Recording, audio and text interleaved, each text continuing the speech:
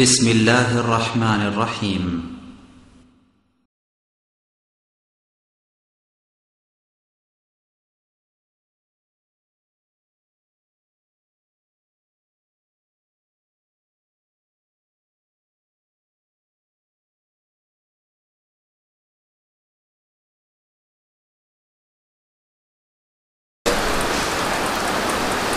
إن الحمد لله نحمده ونستعينه ونستغفره ونؤمن به ونتوكل عليه ونعوذ بالله من شرور أنفسنا ومن سيئات أعمالنا من يهده الله فلا مضل له ومن يضلل فلا هادي له وأشهد أن لا إله إلا الله وحده لا شريك له وأشهد أن محمدًا عبده ورسوله أما بعد فإن خير الحديث كتاب الله وخير الهدي هدي محمد صلى الله عليه وسلم وشر الأمور محدثاتها وكل محدثة بدعة وكل بدعة ضلالة وكل ضلالة في النار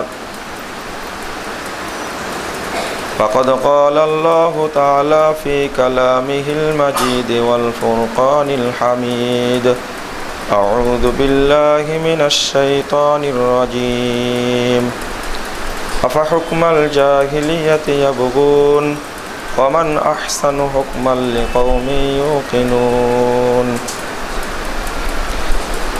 عن عبد الله بن عمرو رضي الله عنه قال قال رسول الله صلى الله عليه وسلم أبغض الناس إلى الله ثلاثة ملحد في الحرم ومبتغ في الإسلام سنة الجاهلية ومطلب دابن امرئ ليهرك دمه رواه البخاري عن عبد الله بن مسعود رضي الله عنه قال قال رسول الله صلى الله عليه وسلم المرأة عورة فإذا خرجت استشرفها الشيطان رواه الترمذي بإسناد حسن যাবতীয় হামদ ও সানা আল্লাহ রাব্বুল আলামিনের জন্য এবং যাবতীয় দরুদ ও তাসলিম বর্ষিত হোক শেষ নবী আহমদে মুস্তাফা মুহাম্মদে মুস্তাফা সাল্লাল্লাহু আলাইহি ওয়াসাল্লামের প্রতি। সম্মানিত উপস্থিতি, জাহেলিয়াতের কবলে নারী সমাজ এবং আমাদের অবস্থান এ বিষয়ে আপনাদের সামনে সংক্ষিপ্ত খুতবা পেশ করার চেষ্টা করব ইনশাআল্লাহ। ওমা তাওফিকি ইল্লা বিল্লাহ আলাইহি তাওয়াক্কালতু ওয়া ইলাইহি উনীব। আল্লাহ রাব্বুল আলামিন মানুষকে আশরাফুল মাখলুকাত হিসাবে সৃষ্টি করেছেন, অর্থাৎ যত সৃষ্টি আছে আল্লাহর তার মধ্যে শ্রেষ্ঠ জাতি হলো মানুষ। আর মানুষেরই একটা শ্রেণী নারী। দুঃখজনক হলেও এ কথা সর্বজোট বিদিত এবং বাস্তব যে পৃথিবীতে অনেক ধর্ম, দর্শন, মতবাদ আছে, সবার চোখেই নারী সমাজ অত্যন্ত ঘৃণিত পাপের বস্তু বলেই স্বীকৃত। একমাত্র ইসলামই নারী সমাজকে মর্যাদা দিয়েছে। কিন্তু মুসলিম হয়ে আমরা নারীদেরকে সেই সম্মান বা তাদের সেই ইজ্জত রক্ষা করতে পারিনি। এটা অতীব দুঃখজনক। আল্লাহ রাব্বুল আলামিন পৃথিবীতে মানুষ পাঠানোর সাথে সাথে তার সাথে গাইড বুক দিয়েছেন এবং ওইটা পড়িয়ে বুঝিয়ে দেওয়ার জন্য পাঠিয়েছেন মানুষের মধ্যে থেকে একজন নির্বাচিত রাসূল। এই আল্লাহর পক্ষ থেকে পাঠানো এই গাইড বুক এবং তার পক্ষ থেকে নির্বাচিত ব্যক্তি যেটা বলবেন, যেভাবে শিক্ষা দেবেন, তার আলোকেই জীবন পরিচালনা করা আল্লাহর বান্দা হিসাবে প্রত্যেক ব্যক্তিরই কর্তব্য। কিন্তু সেটা করতেও আমরা ব্যর্থ হয়েছি। আল্লাহ রাব্বুল আলামিন বলছেন সূরা আল মাইদা 50 নম্বর আয়াতে, আফা হুকমাল জাহিলিয়াতি ইয়াবগুন, এই লোকেরা কি আবার জাহিলি যুগের বিধানের দিকে ফিরে যেতে চাচ্ছে? ওমান আহসানু হুকমাল লিকওমি ইউকিনুন, যারা আল্লাহর প্রতি ঈমান এনেছে তাদের জন্য আল্লাহর বিধানের চেয়ে উত্তম বিধান আর কি হতে পারে? এটা আল্লাহ নিজেই বলছেন। একটা যুগ আমরা অতিক্রম করে এসেছি, সে যুগটা হলো জাহেলি যুগ। ইতিপূর্বের যুগগুলো আরও খারাপ ছিল। বড় বড় দার্শনিক পণ্ডিত তারাও চেষ্টা করেছেন মানব জাতির এই উত্থান, মানব জাতির এই অধঃপতন থেকে তাদেরকে কিভাবে শান্তি এবং সুখের পথে নিয়ে আসা যায় তারাও চিন্তা করেছে। কিন্তু তারা আল্লাহর পক্ষ থেকে যেহেতু থিওরি পায়নি, তাদের দ্বারা সম্ভবও হয়নি। তারপরে যখন আমরা সঠিক বিধানটা পেলাম, যেটা নিয়ে আসলেন সর্বশেষ বিধান হিসাবে পবিত্র কোরআন, এবং পাঠালেন নির্বাচিত ব্যক্তি হিসাবে মুহাম্মদ সাল্লাল্লাহু আলাইহি সাল্লামকে, তাই আল্লাহ নিজেই বলছেন আফা হুকমাল জাহিলিয়াতি ইয়াবগুন, যেটা বিধান দিলাম সেটা তারা গ্রহণ করতে চাচ্ছে না। তাহলে কি জাহিলি যুগের ওই হুকুমের দিকে, ওই বিধানের দিকে, সংবিধানের দিকে, ওই আচরণের, ওই কৃষ্টি কালচারের দিকে ফিরে যেতে চাচ্ছে? ওমান আহসান হুকমাল লিকওমি ইউকিনুন, যারা ঈমান এনেছে তাদের জন্য আল্লাহর পক্ষ থেকে আসা বিধানের চেয়ে উত্তম বিধান, সর্বশ্রেষ্ঠ বিধান আর কি হতে পারে? রাসূলুল্লাহ সাল্লাল্লাহু আলাইহি ওয়াসাল্লাম বলছেন, এই হাদিসটা পাওয়া যাবে 1072 পৃষ্ঠায়, সহিহ বুখারীর 2য় খণ্ডে। আবগাজুন নাসির আল্লাহকে সালাসা, 3 শ্রেণীর মানুষের উপরে আল্লাহ সর্বদা গজব বর্ষণ করে। সর্বদা 24 ঘন্টা গজব বর্ষিত হয়। তার মধ্যে এক শ্রেণীর মানুষ মুবতাকিন ফিল ইসলামের সুন্নাতুল জাহিলিয়া, মানে জাহিলি যুগটা, জাহিলিয়াতটা কত নোংরা। যে ব্যক্তি মুসলিম সমাজে জাহিলি কোনো আদর্শ চালু করবে, ওই ব্যক্তির উপরে আল্লাহ 24 ঘন্টা গজব বর্ষণ করবে, এ মুক্ত হতে পারবে না। 2 নম্বর, রাসূলুল্লাহ সাল্লাল্লাহু আলাইহি ওয়াসাল্লাম বলছেন, মান দাওয়া বিদাওয়াল জাহিলিয়া ফালাইসা মিন্না। সহিহ বুখারী খুলুন 1ম খণ্ডের 172 পৃষ্ঠা। যে ব্যক্তি মানুষকে জাহিলিয়াতের দিকে আহ্বান করে, ফালাইসা মিন্না, ওই ব্যক্তি আমার উম্মতের অন্তর্ভুক্ত নয়। পরিষ্কার, মানে যে বিধানটা পরিত্যক্ত, যে বিধানটা আমরা ফেলে এসেছি, বর্জন করেছি, সেটাকে আবার চালু করা, এটা আল্লাহর কাছে অত্যন্ত জঘন্যতম অপরাধ। 3, তিরমিজিতে হাদিসটি বর্ণিত হয়েছে, 3583 নম্বর হাদিস।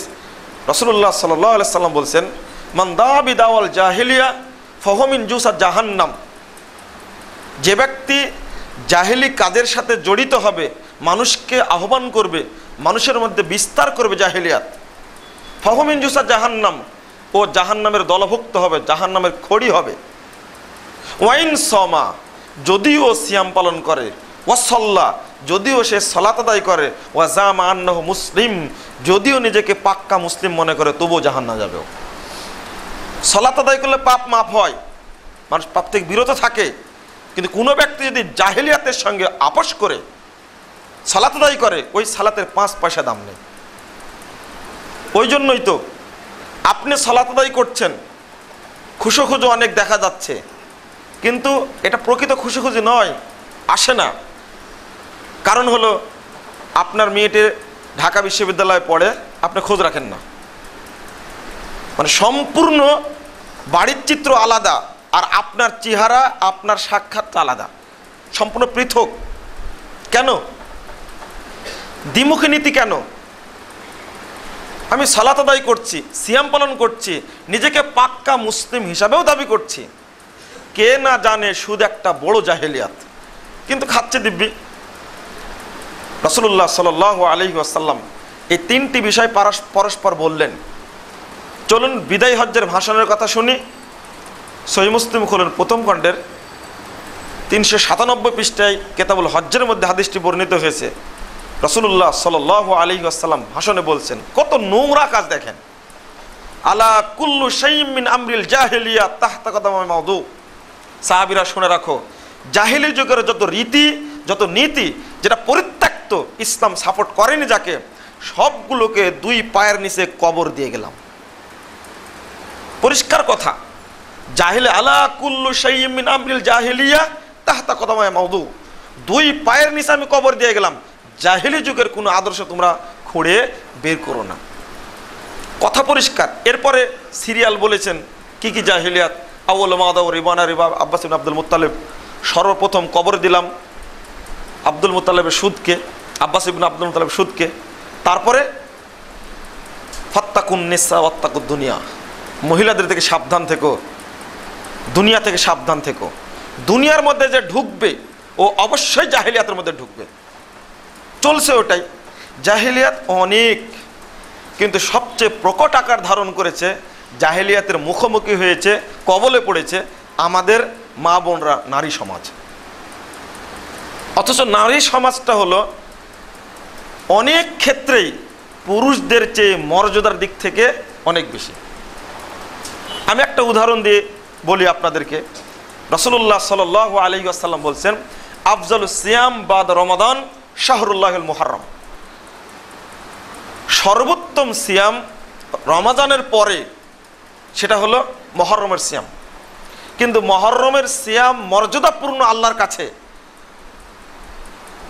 অথচ কেউ যদি মুহররমের সিয়াম পালন করে তাহলে তার পূর্বের 1 বছরের পাপ আল্লাহ ক্ষমা করে দেন, এটা হাদিস।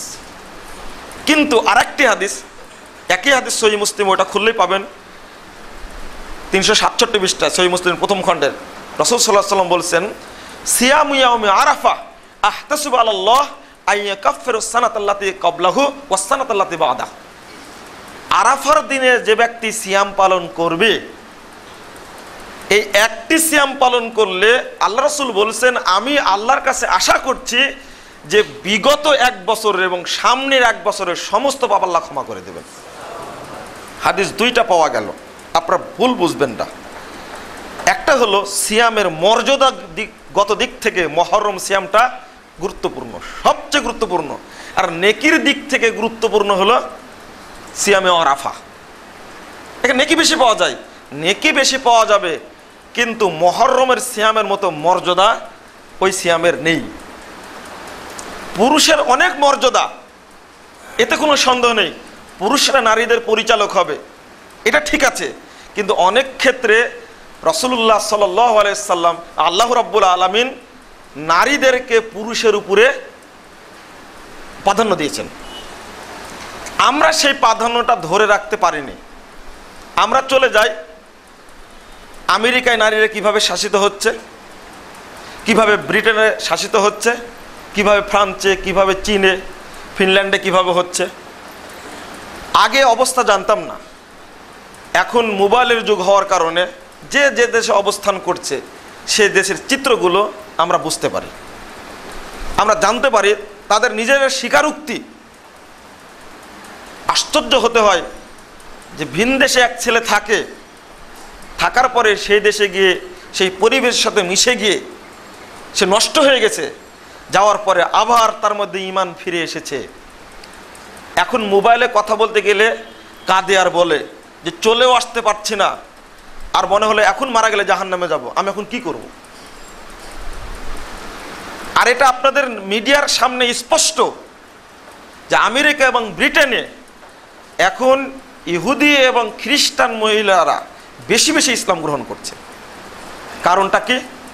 মাঝে মাঝে পত্রিকায় খবর আসছে যে আগামী কিছুদিনের মধ্যেই 50 বছরের মধ্যে দেখা যাবে ইউরোপে মুসলিম সংখ্যাগরিষ্ঠতা বেশি হবে। কেন হবে? কারণটা কি? কিন্তু এক শ্রেণীর বুদ্ধিজীবী যারা নারীদের ব্যাপারে কথা বলে তারা সেদিকে লক্ষ্য করে না।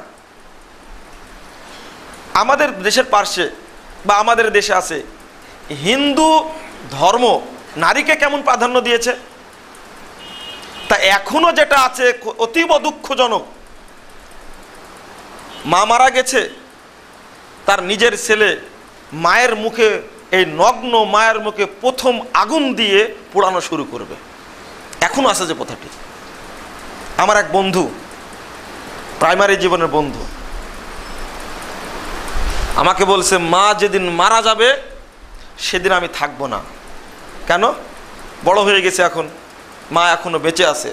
তার ক্ষোভের কথা বলছে। কেন? আমি আমার মায়ের মুখে, মৃত্যু মায়ের মুখে ওই নগ্ন চেহারাও দেখতে পারবো না, আগুনও দিতে পারবো না। অথচ ধর্মের অনুসারী। কেন? কারণ তার কাছে এটা অত্যন্ত অপরাধ, জঘন্য। আর তার আগে যদি সতীদা প্রথার কথা বলি তাহলে আরো নোংরা, আরো জঘন্য। স্বামী মারা গেছে, ওই একই চিতায় জীবিত স্ত্রীকে পুড়িয়ে মারতে হবে, এই একটা নিয়ম চালু ছিল, যদি এখন নিষিদ্ধ, এখন আর নেই। এটা চলছে।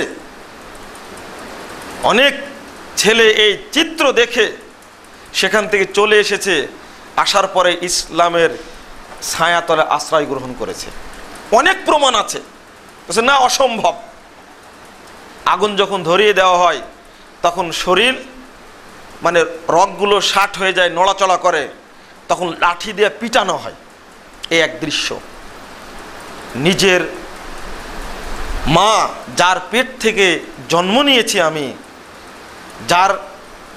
যার পেটে আমি 10 মাস ছিলাম, কত কষ্ট দিয়েছি, দুধ খেয়েছি, আদর যত্নে মানুষ করেছি, কি এক আকীদা, কি এক বিশ্বাস, কি এক ধর্ম।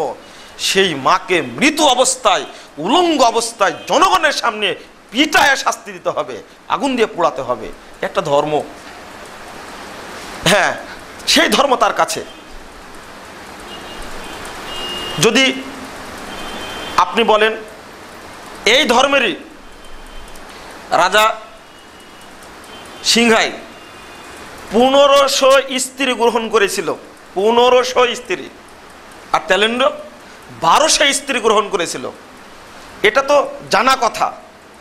ইসলামের ইতিহাসে একটা জিনিস পাওয়া যায়, সুলাইমান আলাইহিস সালাম তার 100টি স্ত্রী ছিল।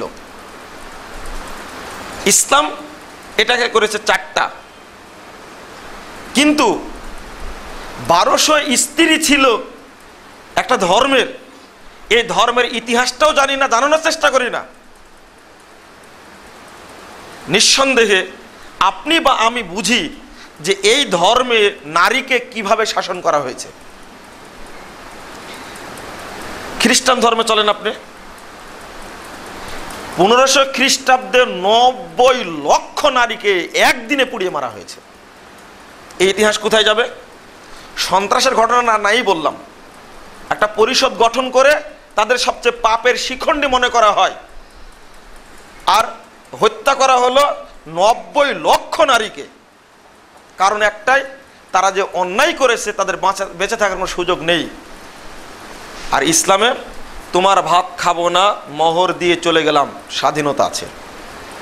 কিন্তু কোন ধর্মে এই স্বাধীনতা, গ্রিক সভ্যতাও ছিল না, চীনেও ছিল না, আপনার ইহুদি ধর্মেও নেই, আজও নেই, যে একটা নারী তার স্বাধীনভাবে তার স্বামীকে ত্যাগ করে চলে যেতে পারে। নেই। পাপের শিখণ্ডী, সে পাপিষ্ট। যদি সেই ইহুদি সমাজ, সে ব্রিটেনের নারী, আমেরিকার নারী, খ্রিস্টান ধর্মে নারীকে যে গুরুত্ব দেওয়া হয়, ওই গুরুত্বের দিকটা যদি আমি ব্যক্তি হিসাবে, মুসলিম হিসাবে, মুসলিম দেশ হিসাবে আমিও যদি চাই সেই পরিবেশটা চলে আসুক। আজকে নারীকে যেভাবে ব্যবহার করা হয়েছে, ইতিপূর্বে ওইটা ব্যবহার করা হতো। মোটর সাইকেলের অ্যাডের সঙ্গে মহিলা ছবি কেন? মোটর সাইকেল তো চালায় না, অন্তত আমাদের দেশে চালায় না, খুব কম মহিলা চালায়, কিন্তু এই অ্যাডের সঙ্গে নারীর ছবিটা কেন? অন্যান্য দেশে নারীর সঙ্গে যে বৈষম্যমূলক আচরণ করা হয়, আমাদের দেশেও যদি ওই বৈষম্যমূলক আচরণ করার চেষ্টা করা হয়, যারা চেষ্টা চালাচ্ছে, তাহলে এই দেশে নারী পুরুষের যে একটা পারস্পরিক একটা মানে সভ্যতা রয়েছে, এই সভ্যতা থাকবে না, ইতিমধ্যে উঠে গেছে। ইসলামই একমাত্র ধর্ম, জীবন বিধান, যা নারীকে মর্যাদা দিয়েছে। অন্য কোনো জীবন বিধান, অন্য কোনো ধর্ম, অন্য কোনো দর্শন, অন্য কোনো থিওরি নারীকে এতটা মর্যাদা দেয়নি। দেখুন, তবে একটা জিনিস বলছি, পুরুষ যেমন ভালো হয় খারাপও হয়, নারী যেমন ভালো তেমনি খারাপও। ইসলাম দুইটাই বিধান দিয়েছে।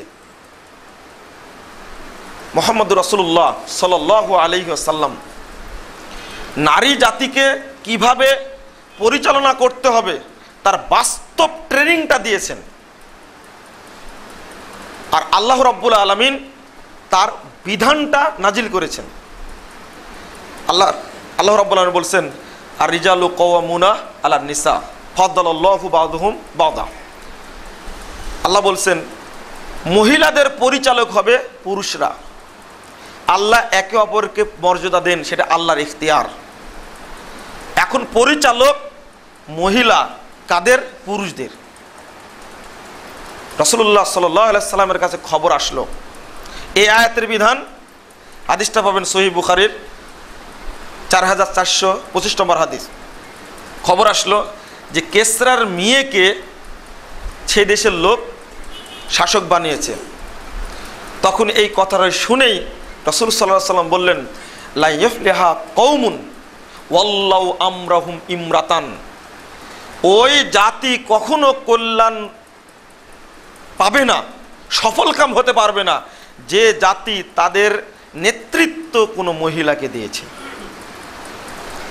এটা মুহাম্মদ সাল্লাল্লাহু আলাইহি সাল্লামের মুখ থেকে বলার মাধ্যমে গোটা পৃথিবীতে মুসলমানদের উপরে নারী শাসন করবে এই হুকুম একেবারে হারাম হয়ে গেছে, কোনো সুযোগ নেই।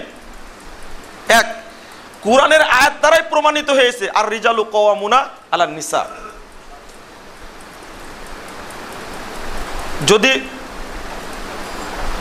পুরুষরা নারীদেরকে পরিচালনা করবে, পুরুষরা নারীদেরকে পরিচালনা করবে এই হুকুমের মাধ্যমেই, নারীরা পুরুষদেরকে পরিচালনা করবে, ওই হুকুম হারাম হয়ে গেছে, ওটা চলবে না। আর পৃথিবী না, গোটা পৃথিবী, বাংলাদেশ শুধু নয়, গোটা পৃথিবীতে যে কোনো জায়গাতে, যে কোনো দেশে যদি কোনো নারী নেত্রী হয়, ওই দেশের উপরে আল্লাহর পক্ষ থেকে কখনো রহমত আসবে না। যেহেতু রাসূল সাল্লাল্লাহু আলাইহি ওয়াসাল্লাম বলে দিয়েছেন, হাদিসটা বুখারীর, এটা তো প্রশ্নই আসে না। আর যদি হয় তাহলে প্রেক্ষাপটটা কি হবে? মানুষ দুর্ভোগে ভুগবে। এই দুইটি বিধানের মাধ্যমে কথা পরিষ্কার, স্পষ্ট। হ্যাঁ, আমরা যারা বলছি নারীর ক্ষমতায়ন, ওটা না বলি, নারীর অধিকার যেটা বলছি, অধিকারটা দেখতে পাই কোন জায়গায়? নারীদের অধিকারটা দেখতে পাই আমরা বেশ কয়েকটি জায়গায়। তার মধ্যে একটা দেখতে পাই, নাউজুবিল্লাহ বলতে হয়, পতিতালয়ে ওদের অধিকার দেখতে পাই। 40টির বেশি নারীবাদী সংগঠন আছে বাংলাদেশে, 40টিরও বেশি। আমরা কথা বলি নারীদের পক্ষে, ওদের মর্যাদাকে রক্ষা করার জন্য না মর্যাদাকে লুণ্ঠন করার জন্য। ইসলাম যেটা বলেছে, খুলুন, তিরমিজিতে আসছে হাদিসটি, 1173 নম্বর হাদিস। রাসূলুল্লাহ সাল্লাল্লাহু আলাইহি সাল্লাম বলছেন, আল মারআতু আওরাতুন, মহিলারা হলো মুড়িয়ে রাখার বস্তু, ঢেকে রাখার বস্তু। ফাইদা খরাজাত, যখন মোড়ক উন্মোচন করা হয়, ইস্তাশরাফাহা শয়তান, শয়তান তাকে জেনা করার জন্য উদ্বুদ্ধ করে, নগ্নতা ছড়িয়ে দেওয়ার জন্য তাকে উদ্বুদ্ধ করে। এটা মুহাম্মদ সাল্লাল্লাহু আলাইহি সাল্লাম বললেন, যে জিনিসটা ঢাকা থাকে ভালো থাকে, আর যখনই উন্মুক্ত করা হয় তখনই ওই জিনিসটা নষ্ট হয়ে যায়। এটা আমাদের প্রেক্ষাপট জানা।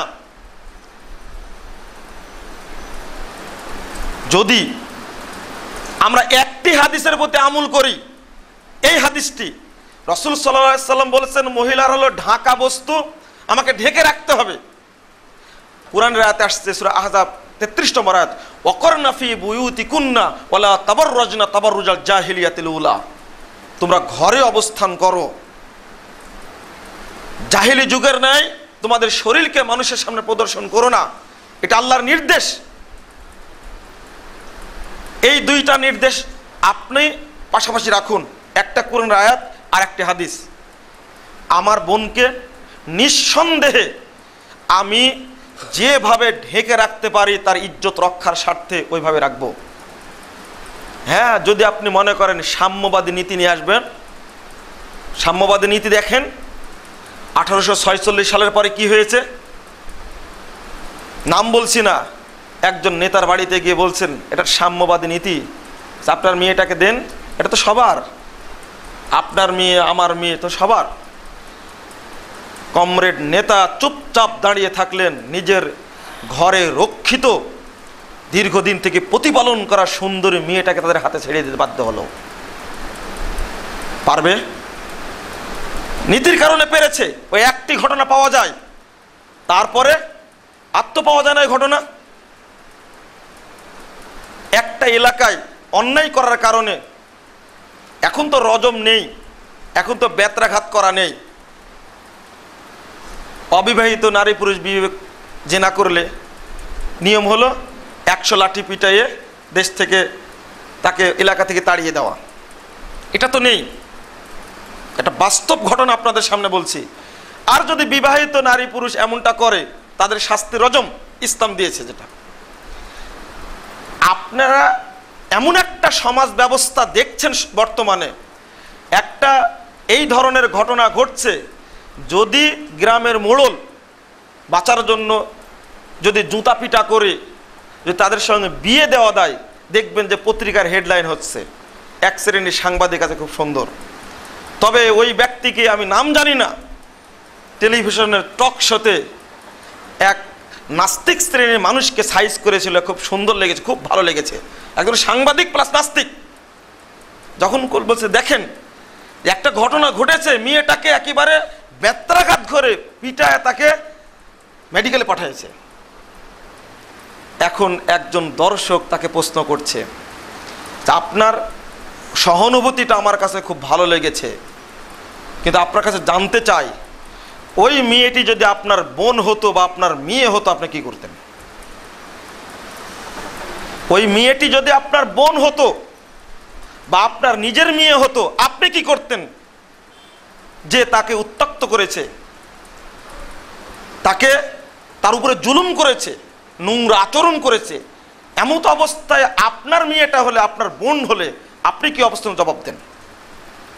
তখন পরিচালক বলছেন আপনি এই প্রসঙ্গে গেলেন কেন? প্রসঙ্গে এটাই তো, নিঃসন্দেহে কোনো ব্যক্তি যদি ওটা মেনে নেয়, পাড়ার এলাকার কোনো মেয়েকে এইভাবে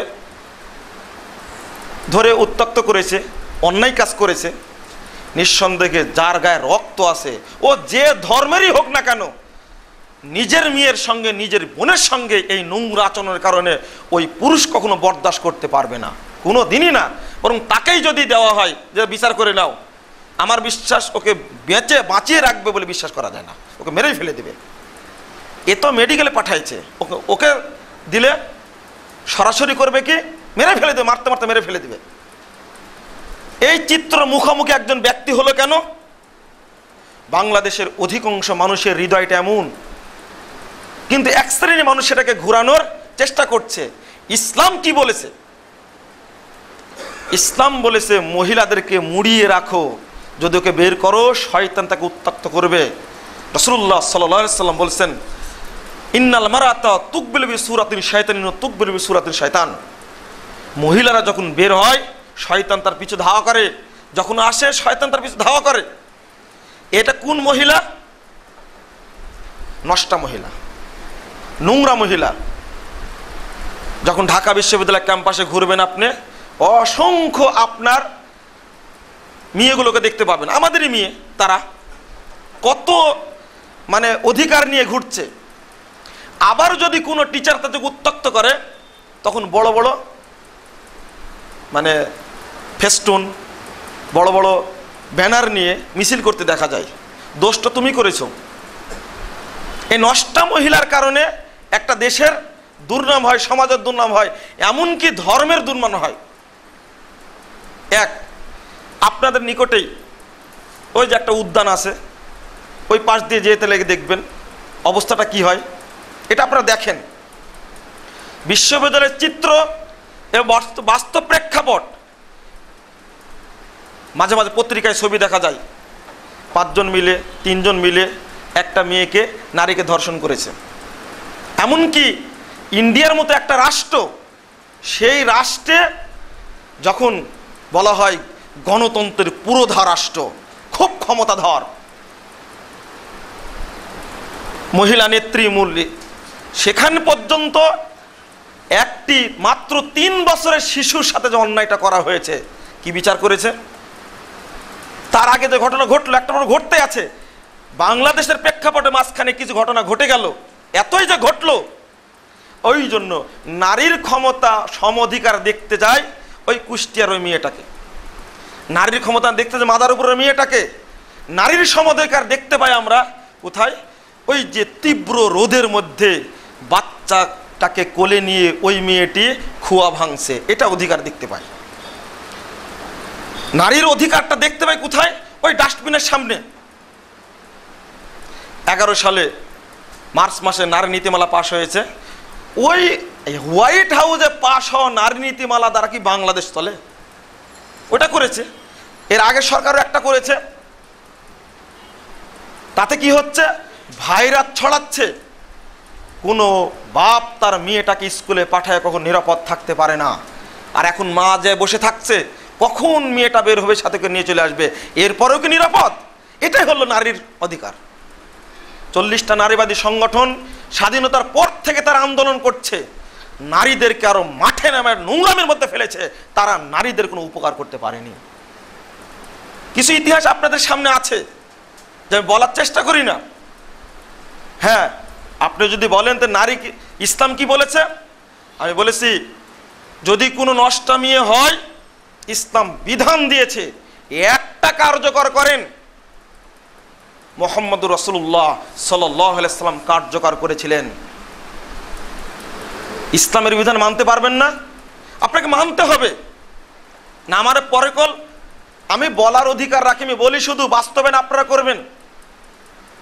একটা মেয়েকে মুহাম্মদুর রাসূলুল্লাহ সাল্লাল্লাহু আলাইহি ওয়াসাল্লাম নির্দেশ দিয়ে চারিদিক থেকে ইট মেরে পাথর মেরে, সহিহ মুসলিম পড়াতে গিয়ে দেখছি মায়েস বিন মালিক সাহাবীরা বলছেন যে ওকে যখন চারিদিক থেকে পাথর মারা শুরু করলাম, ওকে বুক পর্যন্ত পুঁতা হয়নি, না পুঁতেই তাকে পাথর মারা শুরু করাচ্ছে, ও মৃত্যুর ভয়ে পালিয়ে দৌড়াচ্ছে।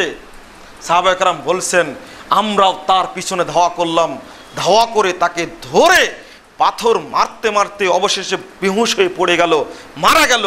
আল্লাহ রাসূল মুহাম্মদ সাল্লাল্লাহু আলাইহি সাল্লাম মায়েস বিন মালিক সম্পর্কে বলছেন যে শোনো, এমন তওবা করেছে লা কুসিমাত আলা উম্মতি, এই তওবা যদি ভাগ করা হয় লা ওয়াসিয়াত লাহুম, তাহলে পুরো উম্মতের জন্য এই মায়েস বিন মালিকের তওবাই যথেষ্ট হয়ে গেছে।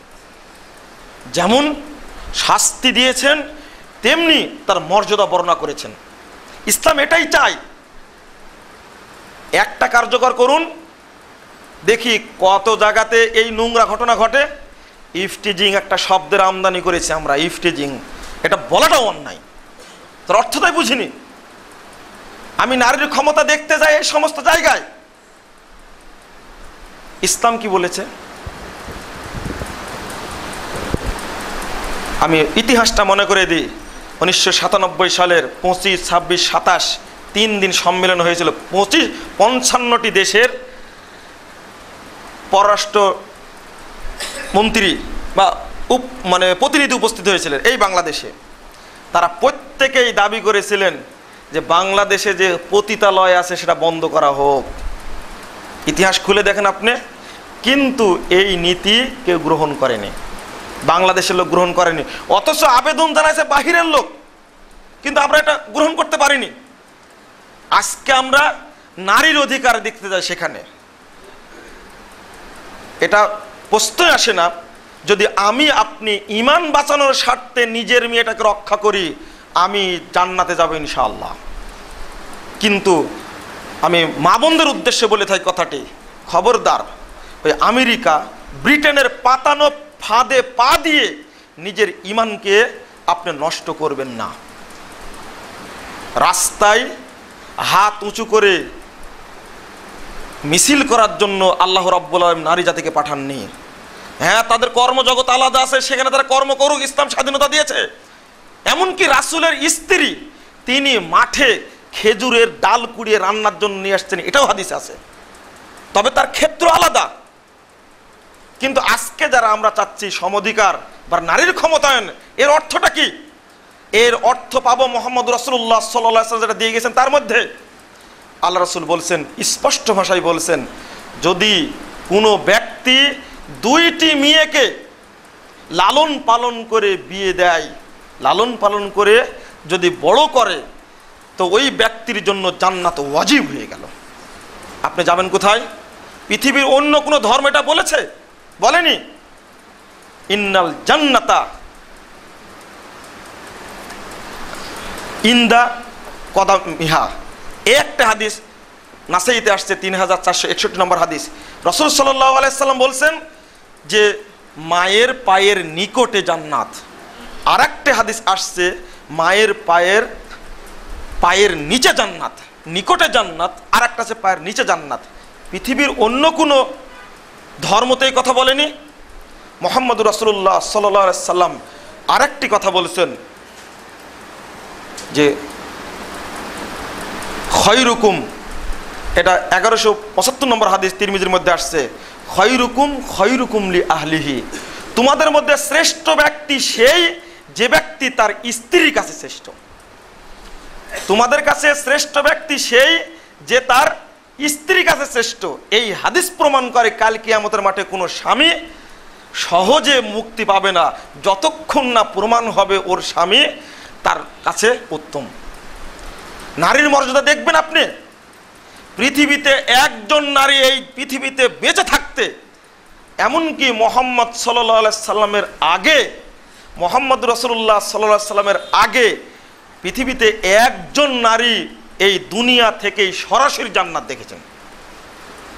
তিনি ফেরাউনের স্ত্রী আসিয়া, ফেরাউনের স্ত্রী আসিয়া।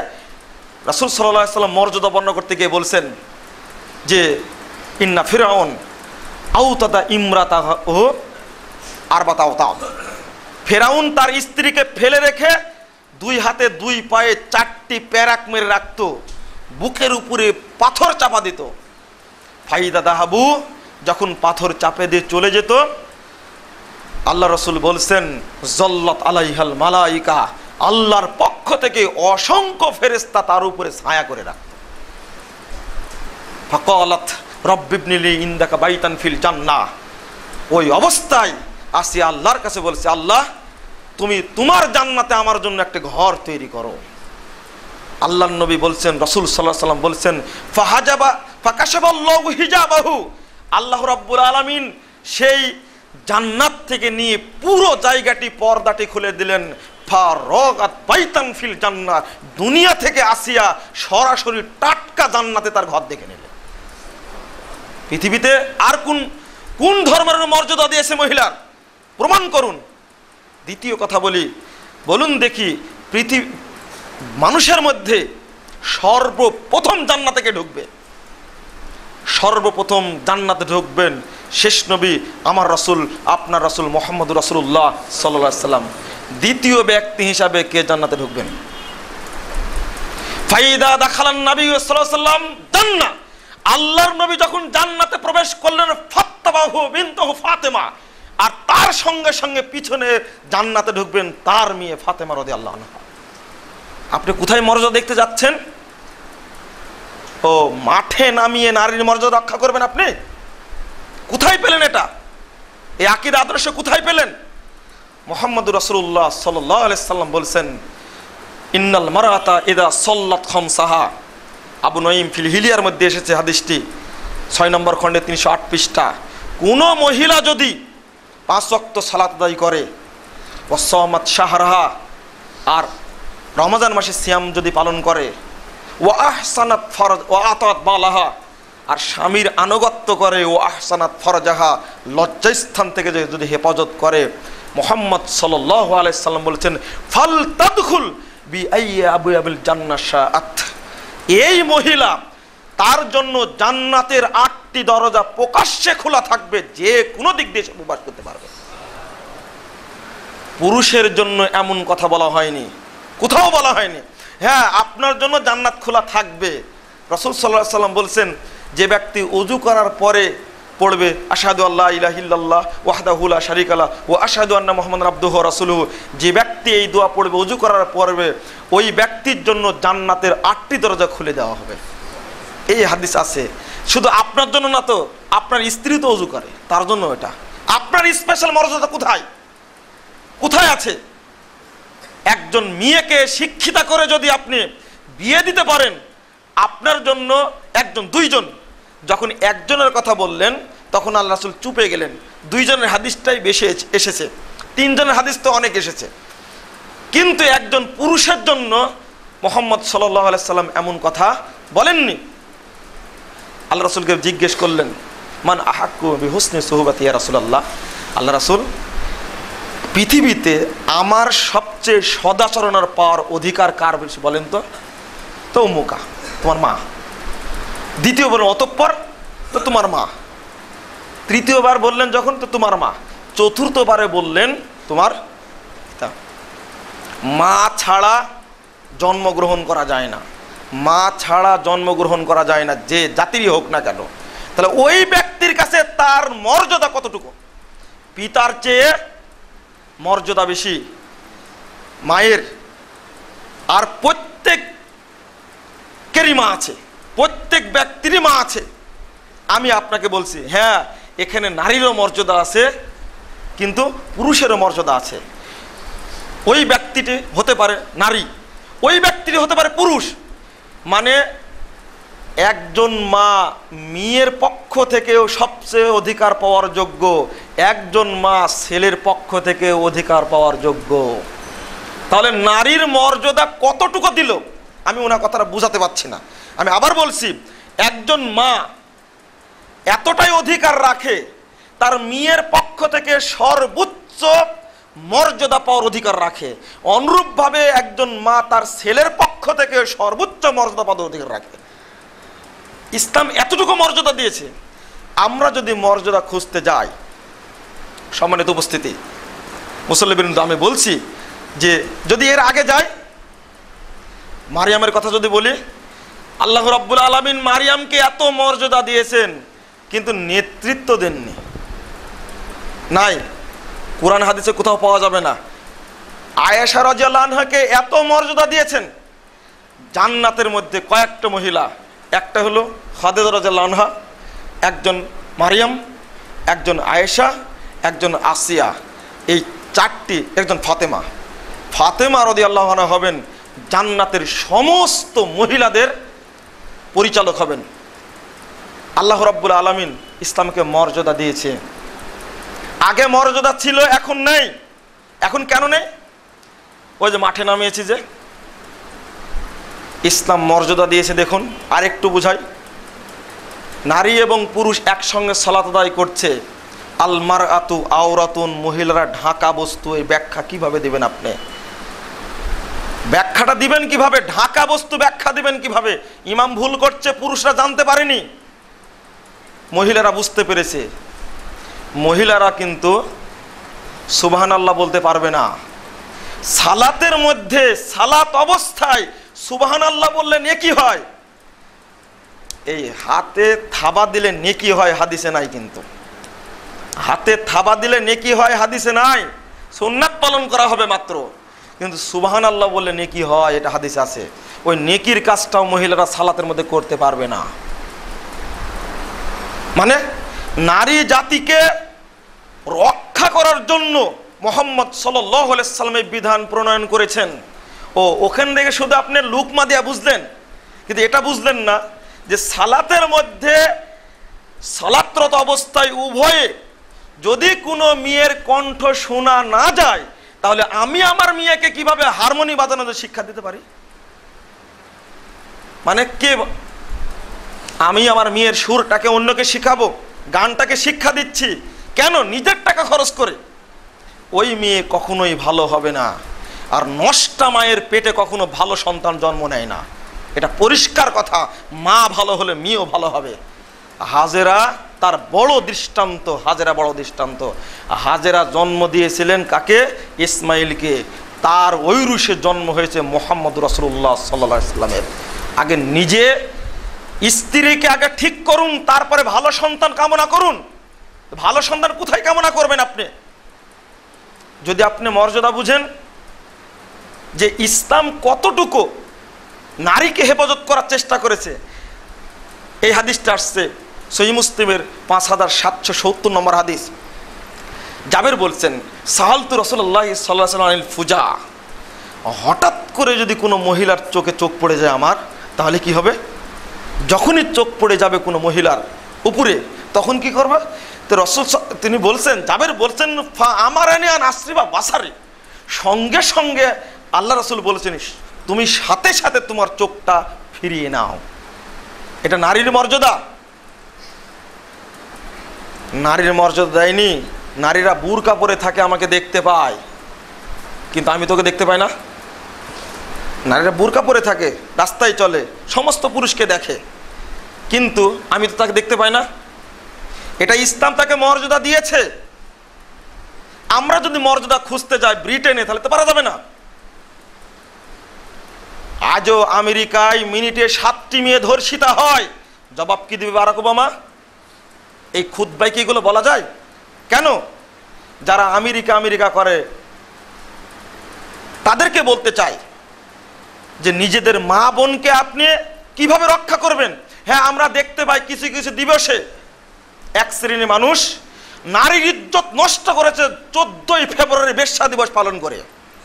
ওটাকে কে বলেছে ভালোবাসা দিবস? আপনার মুখ দিয়ে উচ্চারণ করা ঠিক না। বাংলাদেশের প্রেক্ষাপটে নারী, সবই নারী নেতৃত্ব চলছে, আর নারীর অবস্থা আজকে প্রেক্ষাপট এমনটা হয়েছে। উচিত ছিল সুন্দরী প্রতিযোগিতার দিবসটা নিষিদ্ধ করা এই দেশে হবে না, কিন্তু বেলেল্লাপুনে নিয়ে যাচ্ছে তো। আর একটা রাত পালন করে 31st নাইট, এত বড় জঘন্য একটা দিন। আর একটা পালন করে 1 ফাল্গুন। আমি ওটা বলতে চাচ্ছি না। এই সমস্ত দিবসগুলোকে গুলোতে নারীদেরকে যে মানে এত নষ্টামির পথে নামানো হয়, তার কল্পনা করা যায় না। আমার বলার কিছুই নেই, আমার বলার কিছু নেই। আপনাদের কাছে বলার একটাই, যে প্রগতির স্রোতে যেন আমি ভেসে না যাই। 3 দেশে কি হচ্ছে আমি দেখব। এখন টিভি খুললেই পাওয়া যায় মহিলাদের নাচ আর গান। আমি কি সেটা করব? আমার ভিতরে সেই ইমানটুকু নেই? আমি কি বলতে পারি না যে আমাকে রক্ষা করতে হবে?